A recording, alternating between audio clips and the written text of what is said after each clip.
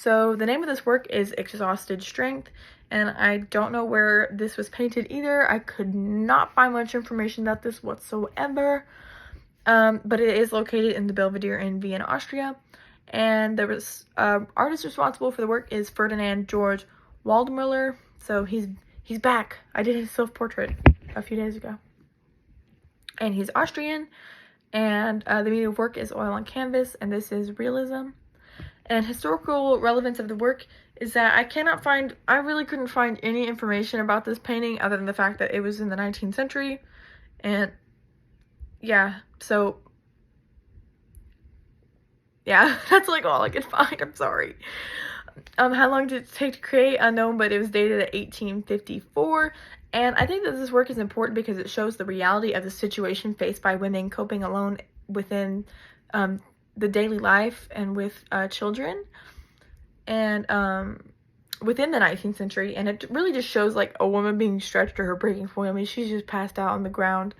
And I think that it really is important to have depictions of women struggling, because so many women do have to face all of these struggles of having to work alone, but then still having to take care of a child, take care of a whole other human being.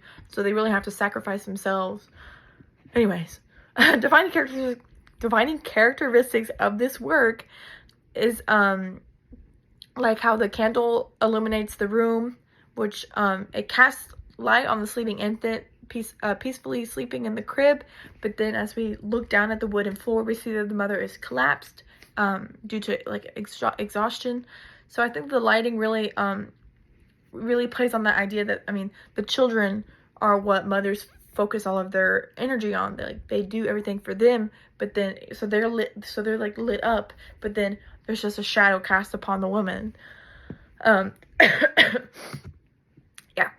So historical contributions of the artist is that Ferdinand is considered one of the most influential painters of the Biedermeier style in 19th century Austria, and he was an early proponent of realism. And a personal observation is that I'm actually surprised there's no man depicted in this painting, as in the description given by the Belvedere, it makes it seem like she is a single woman, which I think is really surprising for the time period. It was quite like a nuclear, not really nuclear because they both had to work, but it was always man, wife, children. So having this depiction of what seems like a single mother, I think, is just very interesting. And I chose this work because it just seems so real. It seems like a scene that you could see today, and that is still happening today.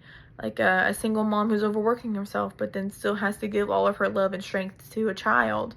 I just think that this has always been really historically relevant, and it's just, I always just think it's really interesting to see depictions of this from any time period. And how does this work compare to realism? This work fits in really well into realism.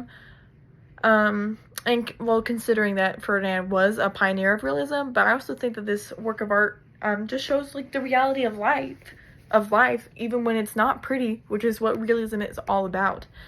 And fun fact, in 1814, he married the singer Katharina Wedner, and he went on tour with her as her set designer.